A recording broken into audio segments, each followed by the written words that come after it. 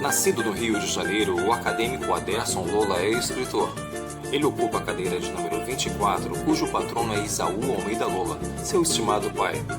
Mordaz, em suas crônicas, nos conta um pouco sobre a sua vida.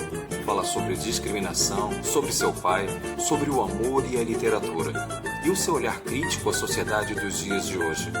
Para esta conversa, foi escolhida a pousada Ivan Fraga, em Partido Alferes, um local alegre, agradável e muito receptivo. Fomos recebidos de forma acolhedora por seu amigo Flávio, e neste ambiente plural realizamos esta entrevista.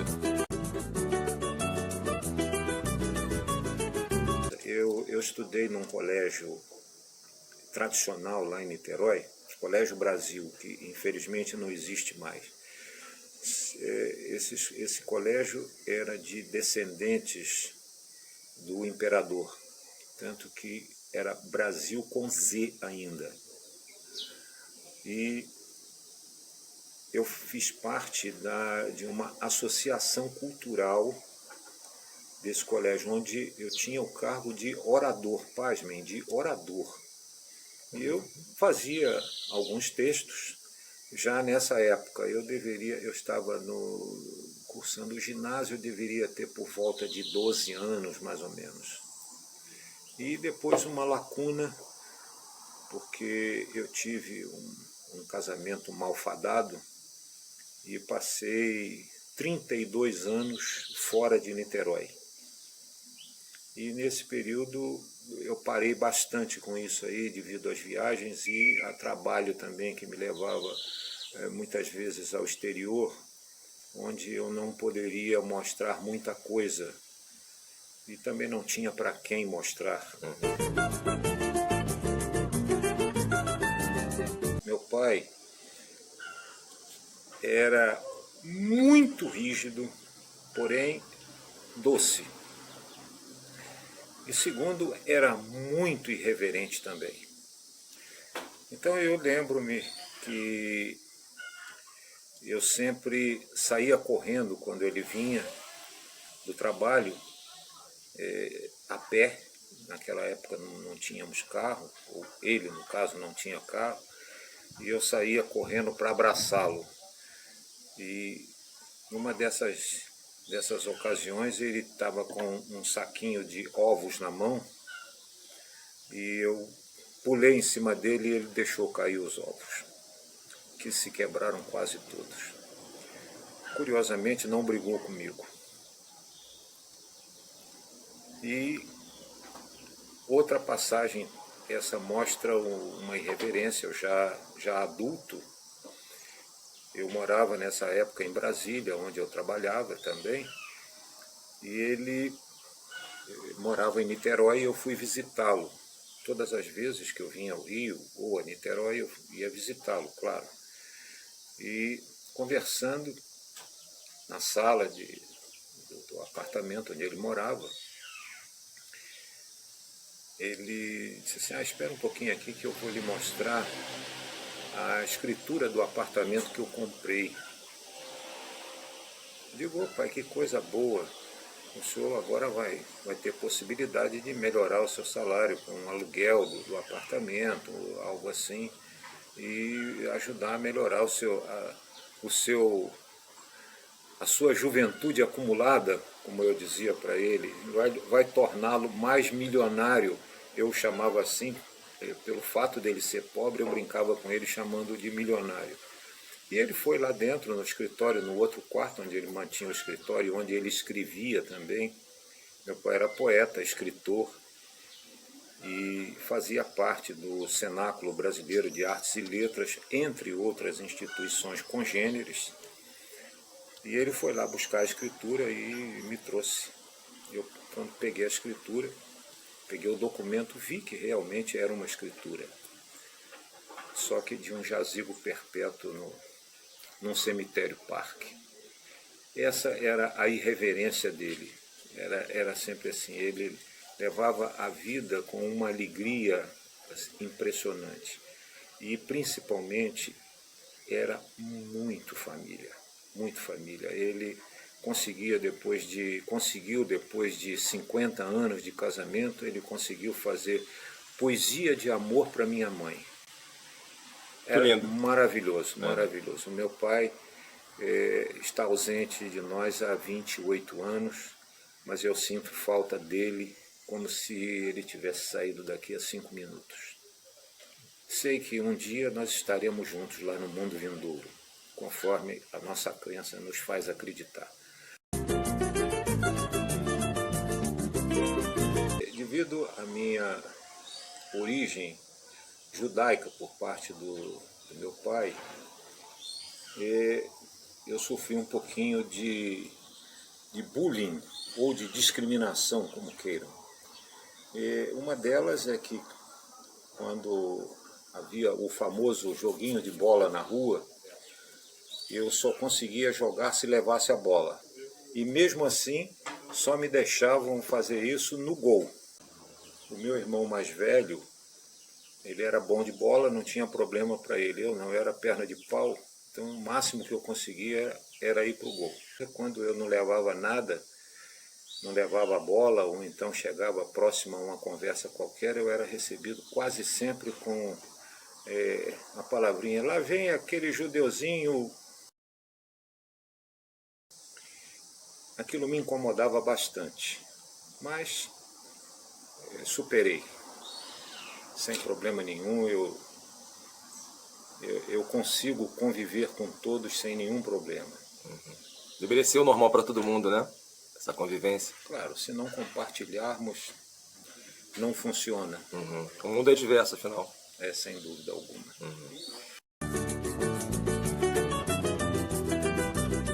A minha esposa sempre foi uma grande incentivadora, uma grande amiga minha companheira de todas as horas. O nome dela? Olga. Dona Olga. A Olga sempre me incentivou muito. E então eu passei a escrever muitas coisas. Inclusive eu tenho um esboço de algo a respeito, que eu dei o título de Aqueles Belos Olhos. Isso lembrando que eu a conheci de uma maneira bastante curiosa. Eu cheguei ao trabalho, eu trabalhava numa multinacional de eletrônica. Eu cheguei um dia para trabalhar e o meu chefe imediato disse para mim, Adelson, tem aqui um problema para você resolver. Ele foi bem enfático. Essa cliente, você está vendo aqui, já não é uma reclamação, já é um dossiê. Essa cliente recebeu a visita de 11 técnicos e nenhum deles conseguiu resolver o problema da televisão dela. A televisão é nova, está em garantia, nós tivemos que, inclusive, prorrogar o período de garantia e tudo bem. E eu fui lá, peguei o dossiê e fui lá, ela não estava em casa no dia, e deixei aquele bilhetinho famoso da visita, estive aqui, volto amanhã, por favor nos ligue, etc. E ela ligou, eu combinei um horário, ela me explicou o problema do aparelho, pedi que deixasse o televisor ligado, e no horário combinado eu fui. E quando ela abriu a porta para me receber, pronto, foi aquele estalo. Eu digo, é aqui que eu estarei para o resto da minha vida. E com quem estarei? Essa foi a coisa que eu pensei inicialmente. E ela me mostrou, eu fiz a correção do aparelho, e algum tempo depois me perguntaram inclusive se eu havia conseguido resolver o problema da televisão. Eu digo, não, a televisão eu resolvi tranquilamente, eu não consegui resolver, foi o dela. Tanto que ela está aqui agora me dizendo sempre, me ajudando sempre naquilo que eu faço, o que é muito bom.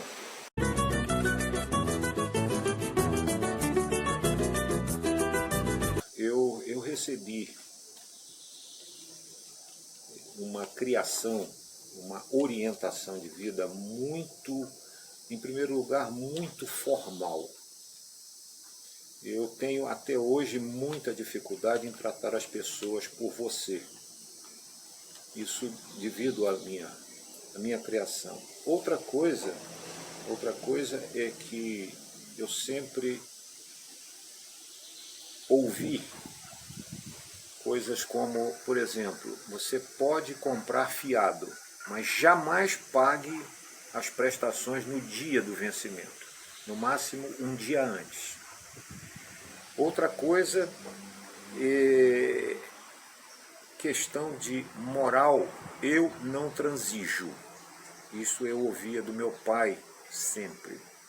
Isso porque naquela época nós tínhamos além de uma educação formal, tínhamos alguns tabus que eram muito vigentes, coisa que hoje, infelizmente, foram bastante esquecidos, como alguns que nós vemos por aí, as roupas diminuíram de tamanho, o tratamento também, infelizmente a linguagem, que antes era muito calcada de uma forma gramatical, hoje é muito coloquial, e isso incomoda bastante. Eu não consegui me adaptar a isso, eu confesso que não consegui me adaptar a isso. E por esse motivo eu ainda sou assim, bastante crítico. Não no sentido de que eu sou o salvador da pátria ou que eu sei como resolver o problema. Eu acho que isso aí não sou eu que posso resolver ou que tenho capacidade para resolver, mas sim o conjunto de pessoas envolvidas dentro de uma sociedade, para que se possa torná-la melhor.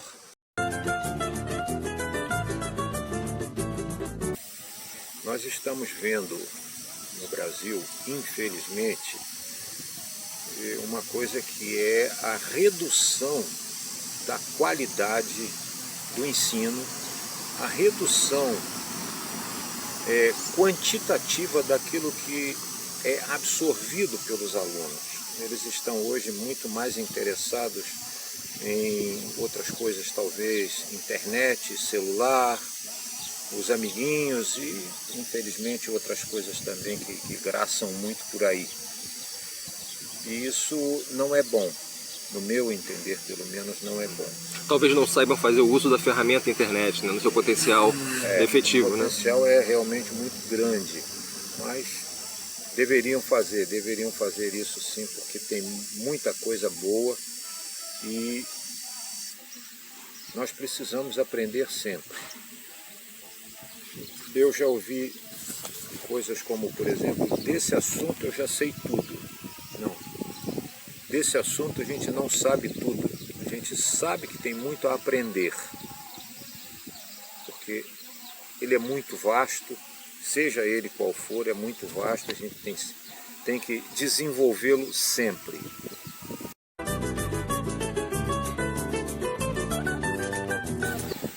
Bom, eu já entro nisso aí com uma pequena dificuldade, porque dentro da nossa crença, nós devemos trabalhar até os nossos netos, para que eles tenham um direcionamento o melhor possível na vida. E a vida não nos deu filhos.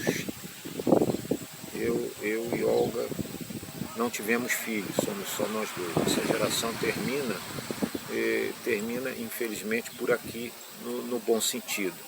Mas como herança, eu tenho alguns escritos, não são muitos, mas tenho alguma coisinha.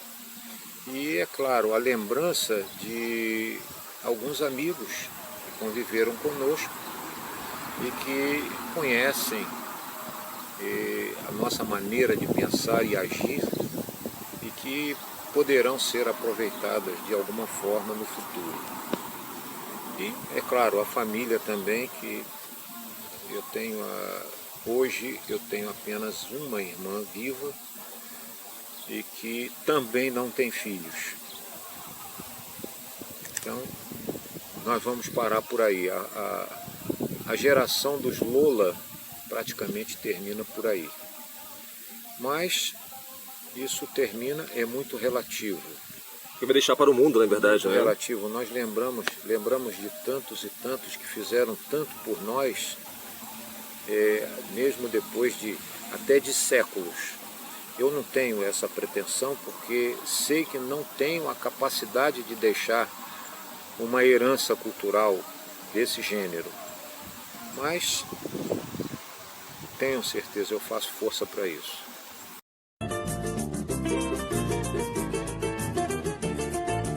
Fui a um restaurante e no restaurante eu olhei o cardápio e não consegui entender nada. Eu olhei lá, chouriço, com Z, chorizo, é o tipo de coisa que eu não como, porque, primeiro, porque é de porco, e segundo, porque é feito de sangue, do sangue do mesmo, né? Olhei para uma mesa do lado e o cidadão lá estava comendo uma carne, um bife com batatas fritas. Aí eu perguntei para o garçom, ele não me atendeu. Garçom não me atendeu, aí o outro lá, moço. Eu digo, poxa, o pessoal aqui tem uma intimidade danada com o garçom aqui, né? Todo mundo conhece o garçom, chama ele de moço. E depois de uma meia dúzia de tentativas sem ser atendido, eu digo, vou partir para essa também. Aí chamei moço, ele prontamente veio. Sim. O que é aquilo ali? Tentei pelo menos um portunhol, ao que ele me respondeu muito sério. Bife. Eu digo, muito bom. Então essa foi assim a primeira vez, a primeira coisa que... Outra vez,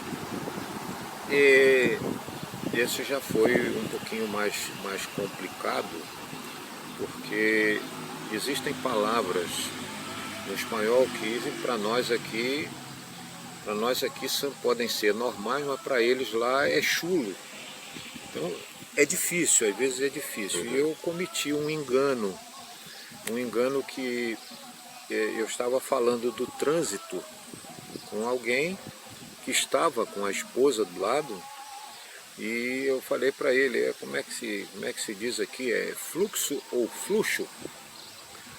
Ao que ele disse para mim, não, isso se fala num sentido fluxo aqui, num sentido mais íntimo. E o fluxo é outra coisa, é direção. Mas são coisas que a gente acaba aprendendo. É verdade. É maravilhoso. Eu tenho muitas lembranças boas das viagens que fiz. E inclusive ao Brasil mesmo, que eu tenho a felicidade de conhecer praticamente todos os estados, só não o Amapá. Conheço também, já viajei por todos os países da América do Sul, sem exceção, e já tive a oportunidade de morar na Argentina, o que é muito bom. Eu gosto muito, e se eu puder, nos meus próximos 30 ou 40 anos de vida, se Deus me permitir, me der essa honra, eu vou continuar viajando. Muito bom. Seja assim. Adeilson, muito obrigado pela entrevista. Sempre que quiser. Sempre que quiser. Obrigado.